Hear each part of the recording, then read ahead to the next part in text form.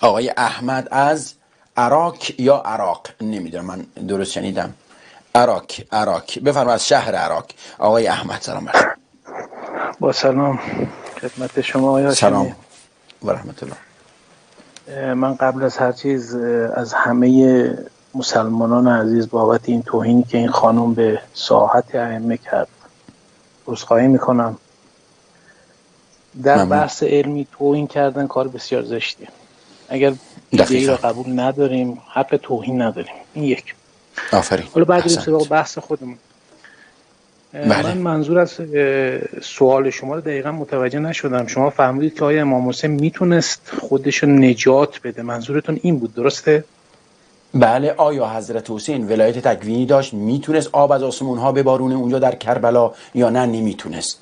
یا میتونست خودش رو نجات بده یا نه نمیتونست؟ ببینید یه چیز عقلی واضحیه که یک شخص تنها خود نمیتونه حریف یک لشکر 5-6 هزار نفری بشه. بسیار عالی. یه چیز واضحیه. پس ولایت تکوینی و ولایت تکوینی که آقایون به امامان نسبت میدن که میگه جمیع ذرات الکون بید الامام، تحت تصرف امامه، و میگه که هیچ کس نمیتونه کاری انجام بده، اراده انسان ها به دست امامه. ولایت تکوینی برباد میره. البته شاید شما قبول نداشته باشید و این نشون از منطقی بودن شماست که این ولایت تکوینی رو قبول ندارید. من تا حدودی این ولایت قبول دارم، ولی آخرش هم یه جمله اضافه میکنم: به اذن الله. یعنی تا خداوند به کسی اجازه نه شفاعتی میتونه بکنه، نه قدرتی داره، نه توانی داره. هر کسی میخواد باشه، حتی پیامبر گرامی اسلام. حالا شما معتقد هستید خداوند اونجا اذن ندادی بود دیگه، درسته؟ این که نخیر، اینجا خداوند به هر میگه اصلا حتی شاید به رسولش هم تو چنین مواقع اجازه نده. همچنان که تو بعضی از غزوات آقای هاشمی، همچنان که تو بعضی از غزوات فرشته ها تو جنگ به پیامبر کمک میکردن و کفار اینا رو نمیدیدن. الان سوال من خیلی واضحه: آیا حضرت حسین در کربلا اذن خدا داشت یا نداشت؟ اذن برای چه کاری؟ برای اینکه دشمنانش سرنگون کنه. هدف سرنگونی دشمن نبود آقای، همچنان که فرمودید. هدف اشکال نداره، برای یه لیوان آب از آسمون ببارونه. یه لیوان آب از آسمون ببارونه که دیگه التماس اون شمر زلجوشن و اونها نکشه. نگی که آقا بین آب بدید، بین کودک شیرخوار. هدف اصلا آب نبود، هدف اصلا جنگ نبود. هدف آگاه کردن جامعه بود. جامعه دچار انحراف شد. سوال الان سوال: حضرت حسین پس رفت برای این که شهید بشه تا مردم آگاه بشن دیگه، درسته؟ هدفش شهادت نبود، هدفش امر به معروف بود. منتها این مسیر طوری پیش رفت که به شهادت امام حسین منجر شد. یعنی خود حضرت حسین شهادت نمیخواست دیگه اون وقت؟ نه چرا نمیخواد؟ همه مسلمان‌ها طالب شهادتن. آقا شما وصیتتون روشن.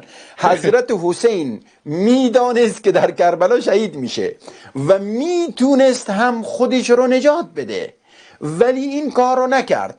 من پرسیدم که آیا میگید نه، تونستنش به اذن خدا بود. آیا اذن خدا اون وقت شامل حالش بودن؟ میفرمایید که نه، حضرت حسین برای امر معروف رفت. بله من میدونم که برای امر معروف رفت و نمیخواستم شهید بشه اون وقت در اون شرایط. مطمئنا نمیخواست شهید بشه، چون اونجا آه کشید و گفت مگر شما نبودید که نامه نوشتید، مگر و درخواست کرد از عبیدالله بن زیاد که اجازه بده من برم با یزید گفتگو کنم یا بازگردم به از اون جایی که اومدم. خب این نشون میده که نمیخواست. این خیلی روشنه، مگر اینکه یک نفر لجباز با پتوی کفش آقا به هیچ عنوان همین هست که هست، اون کارش نمیشه کرد. پس نشون میده حضرت حسین نمیخواست شهید بشه، واضح و روشنه. حتی مشورت کرد که بازگردیم. فرزندان مسلمون عقیل گفتن نه خیر، لا نرجع حتی ناخذ بثار ابینا، باز نخواهیم گشت تا انتقام پدرمون رو بگیریم. حالا سوال، من فکر می‌کنم که آقای هاشمی شما شهادت رو با کشته شدن اشتباه دارید میگیرید. امام حسین کی گفت من نمیخوام شهید بشم؟ امام حسین نمیخواست کشته بشه، بیهوده کشته بشه. پس کشته شد یا نشد حضرت حسین؟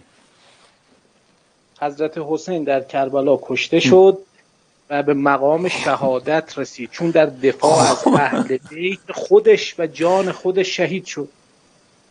خب تمام شد یا حضرت حسین کشته شد، حالا کشته شد و شهید شد، بلا شک شهید حضرت حسین. ابن تیمیه در منهاج السنه هم میگه حضرت حسین به مقام شهادت رسید. این حرف نیست، حضرت حسین کشته شد و شهید شد. حالا کشته شدن که دیگه طبیعی. حالا سوال، آیا حضرت حسین میخواست که کشته بشه و به شهادت برسه یا نه نمیخواست؟ بالا من ضمیر اشخاص، ولی امام حسین هدف نمیخواست کشته بشه، هدف نمیخواست کشته بشه. آفرین بر شما، بهتون تبریک میگم. واقعا این وجدان بیدار تو این رو گفت. حضرت حسین نمیخواست کشته بشه، به خدا نمیخواست کشته بشه، حضرت رسول هم نخواست کشته بشه، بالاتر از حضرت حسین. سوالی که پیرو این قضیه پیش میاد، پس حضرت حسین که نمیخواست کشته بشه برخلاف میلش کشته شد، برخلاف میلش کشته شد. حال آن که ولایت تکوینی داشت و علم غیب هم داشت، از قبل میدونست که کشته میشه ولی نمیخواست که کشته بشه. علم غیب، علم امام، یادت باشه، علم امام و ولایت تکوینی، این دوتا اصلا، همین دوتا کافیه که انسان خرافات رو کلن کنار بگذاره. پس نمیخواست کشته بشه اما برخلاف میلش. بفرمایید.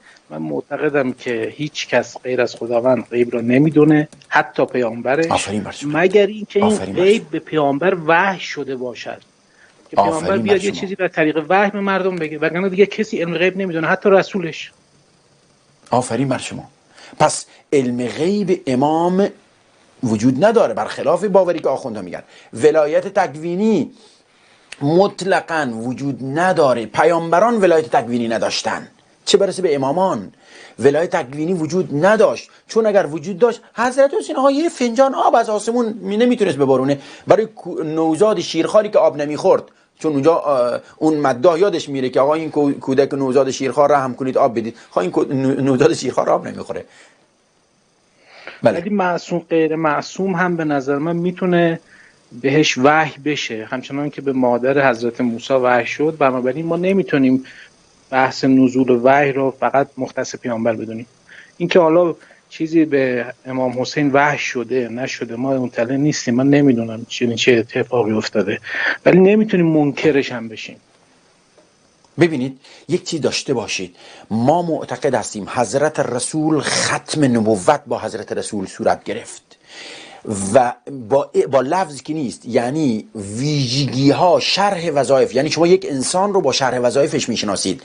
پیامبر بهش وحی میشه، پیامبر معصومه در امر رسالت، پیامبر ولایت تشریعی داره. البته در این قضیه قیل و قال زیاد وجوده که آیا مبلغ هست یا ولایت تشریعی داره، زیاد بحث مهمی نیست. پیامبر از جانب الله تعیین میشه. آخوندها دقیقاً این ویژگی های نبی را گرفتن و به امام دادن. امام بهش وحی میشه، معصوم هست، فصل الخطاب داره، ولایت تشریعی داره، ولایت تکوینی داره، علم غیب داره.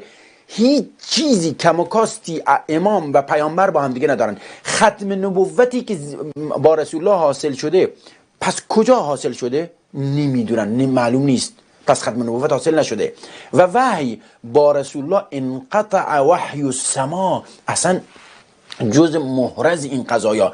اما وحی به مادر حضرت موسی، وحی به مثلا به زنبور عسل، وحی به فلان، اون مباحث وحی اون یک بحث دیگری است. اگر دوست داشتیم حول اون میتونیم بحث کنیم. اما با رسول الله، با رحلت رسول الله، وحی از آسمان ها قطع شد.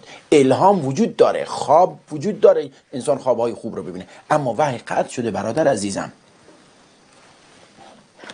متشکرم از صحبت‌های شما. من بار دیگر هم بابت صحبت این خانم معذرت خواهی میکنم و یادآوری میکنم که پیامبر بزرگ ما فرمود که به مشرکان، حتی به بت‌های مشرکان توهین نکنید که اونها هم به بزرگان شما توهین میکنن. منم حقیقتا برادر آقا احمد عزیز، منم حقیقتا عذرخواهی کردم از بینندگان عزیز و مستقیم خانم ریحانه رو خطاب قرار دادم. گفتم در شأن مسلمان که نه، در شأن ما ایرانی ها نیست که توهین کنیم، لعنت بفرستیم. همونطور که آخونده وقتی به ناموس رسول الله، به حضرت عایشه و غیره لعنت و غیره میفرستن، میگیم اون هم کار اشتباه و عظیم، این هم کار اشتباه، هر دوتا. یعنی نه اینکه برای زنان رسول الله که باشه خیلی گلگون بشن آخوندها و کیف بکنن برای فحش دادن به زنان رسول الله، فرقی نمیکنه. ولی لحاظا ما تازه میگیم که فرزندان حضرت فاطمه فقط 12 نفر که نیستن، ما فرزندان حضرت فاطمه زیاد داریم و نبایستی نسبت کذاب به جعفری داد که فرزند حضرت فاطمه باشه، چون جعفر نظر ما را قبول نکرد، آیا باید جعفر کذاب بشه؟ و به این صورت نبایستی به هیچ کدوم، به هیچ انسانی اصلا توهین کرد. من کاملا با حرف شما موافقم. بیشتر از این وقتتون رو نمیگیرم. با تشکر. عزیزت ممنونم، بزرگوارید آقای احمد. خدا نگهدار شما. الحمدلله، خدا را شکر که میبینم جوانان این سرزمین دارن بیدار میشن، قبول نمیکنن. اشکال نداره، شما شیعه باش اما خرافات را قبول نکن. ببین این خرافاته، این بلا بر جامعه ما آورده. قبول کنید سیاست به هم ریخته ما نتیجه همین باورهای نادرسته.